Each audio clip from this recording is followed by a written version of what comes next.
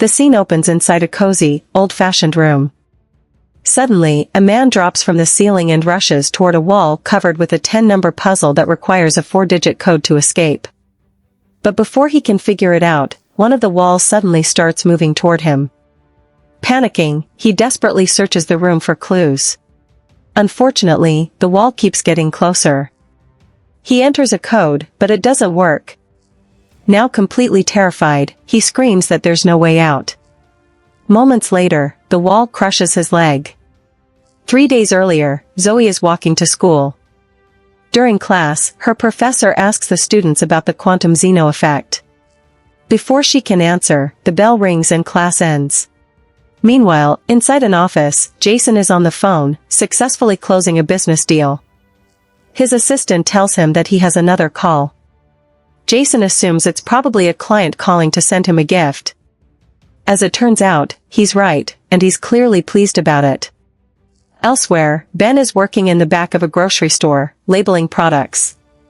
His boss walks in, and Ben takes the opportunity to ask for a better position.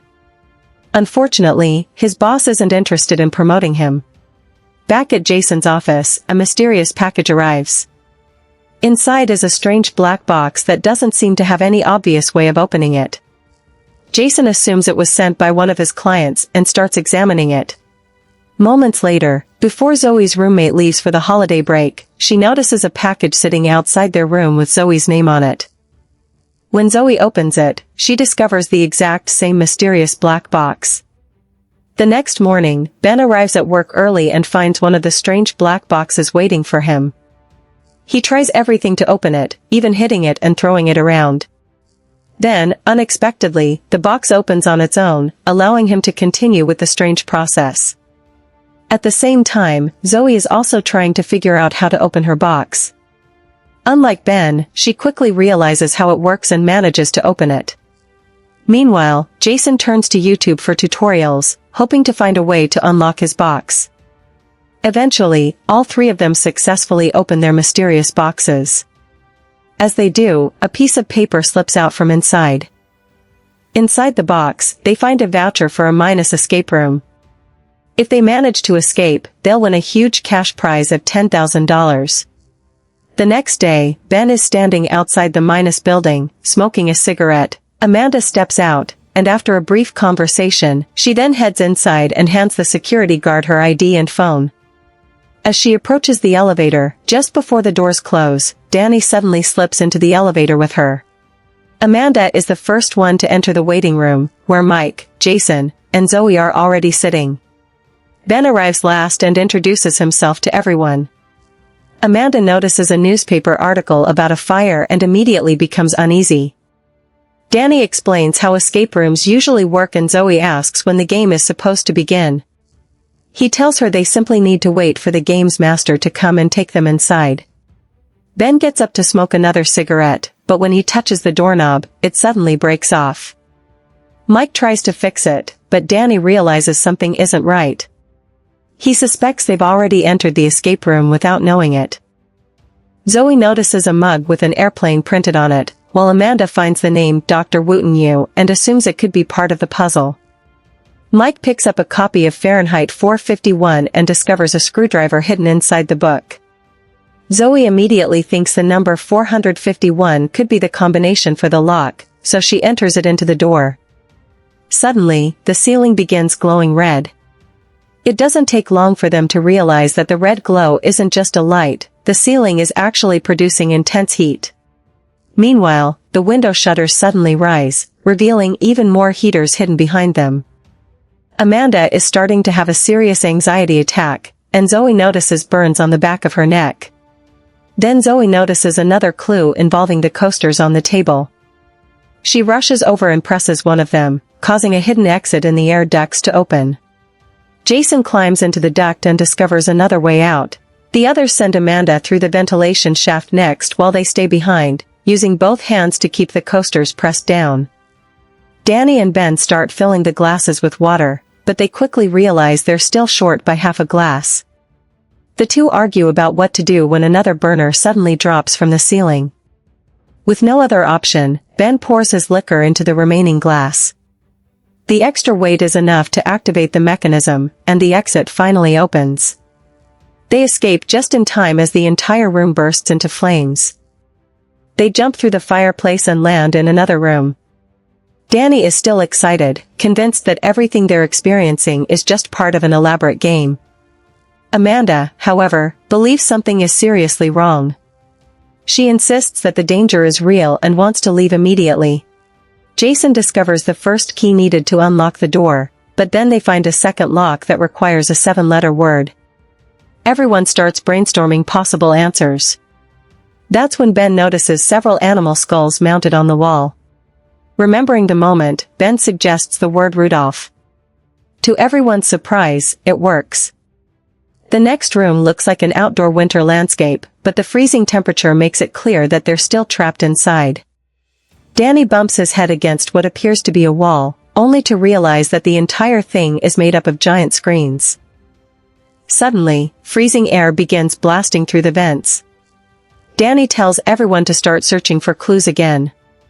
Jason is the first to discover another door. At the same time, Mike discovers a fishing rod hanging from a tree. Ben accidentally falls into a hole filled with freezing water. Danny assumes there could be another clue hidden underneath and tells everyone to investigate. Mike brings over the fishing rod as they try to figure out how it could help them. Zoe attaches the new clue, which turns out to be a magnet, to the fishing line. Mike then lowers it into the hole. While Mike feels something heavy catch onto the fishing line, Jason asks Ben for his lighter. Ben tosses it toward them, and Danny goes to pick it up. But as Danny turns around with the lighter, he suddenly falls into the freezing water and disappears beneath the ice. He drowns beneath the frozen surface. Jason realizes they can use their body heat to melt the ice around the key. After working together, they finally manage to free the key from the ice. They find the door and unlock it. The next room looks like a bar, but there's something seriously strange about it. Everything is completely upside down. Jason notices a door leading to the next room, but there's no doorknob attached to it. Amanda climbs onto the bar and discovers a lockbox with a 4-digit combination. They work out how to read the puzzle and come up with a 4-digit code. Amanda enters the numbers into the lockbox, but the combination doesn't work. Zoe then remembers something important and tells Amanda to try the 4-digit code backward. This time, it works. Inside the lockbox, Amanda finds the missing doorknob. Amanda jumps onto the pool table, trying to reach the other side, but accidentally drops the doorknob onto the last remaining section of floor. Amanda quickly throws the doorknob toward Jason and grabs onto the ringing phone, using it to swing across the gap. But she loses her grip and falls. Jason immediately uses the doorknob to open the door and rushes into the next room. The next room looks like a hospital. At first, they begin searching for more clues, but then they notice something disturbing. Every hospital bed looks strangely familiar. They realize these aren't random beds. They're the exact beds they were lying in when they were hospitalized after their accidents.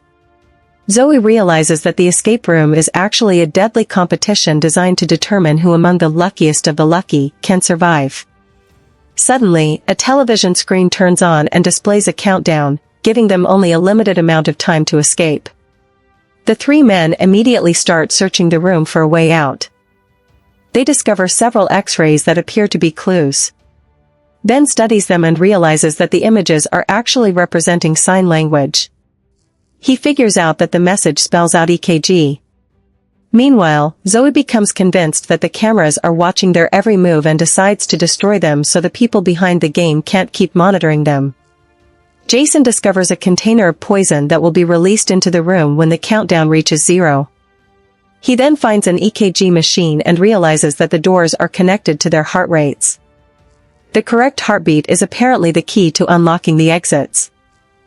The shock successfully raises Mike's heart rate, but the damage is too severe, and Mike dies. Jason finally connects the EKG machine to himself and manages to lower his heart rate to the required level. The door suddenly unlocks. Jason escapes, but Zoe refuses to leave. Ben follows Jason through the ventilation system, and the door closes behind them. Back in the room, Zoe begins suffocating as the poison spreads. Meanwhile, Jason and Ben reach another room and immediately start arguing. Jason coldly tells him that survival is a choice. Instead of continuing the argument, he starts searching the room and discovers a hidden hatch. The two men grab onto it and manage to open it, but something is wrong. Almost immediately, they begin hallucinating. They realize that the hatch handle was coated with poison. Written on the hatch is another puzzle telling them to find an antidote.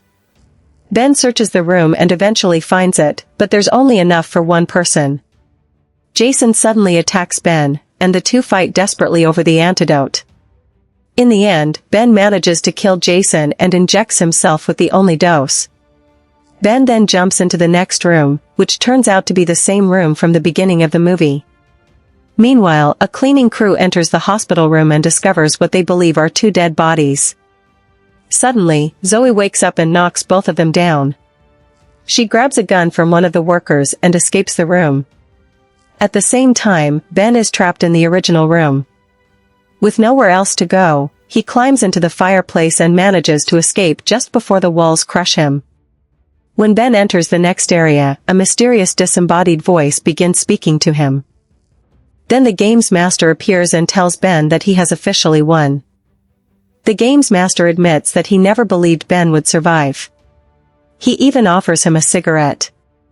But just as he prepares to kill Ben, Ben suddenly strikes back. Moments later, Zoe appears and starts shooting at him. The games master tackles her and nearly kills her, but Ben attacks him from behind and knocks him down. Ben and Zoe manage to escape the building together. What looked like an escape room was actually a deadly game designed for the rich and powerful. Every room was built around the survivors' worst fears, and the goal was simple: find out who could survive the longest. Mike is killed trying to unlock the door, Jason sacrifices everyone to save himself, and Ben eventually becomes the last man standing. But just when Ben thinks it's finally over, he discovers the horrifying truth: the people behind Minus have been watching everything for entertainment. And even after Ben and Zoe escape, they refuse to let it go. 6 months later, they discover that the entire game may be connected to a secret location in Manhattan. But before they can investigate, Minus makes its next move, proving that escaping the room doesn't mean escaping the game.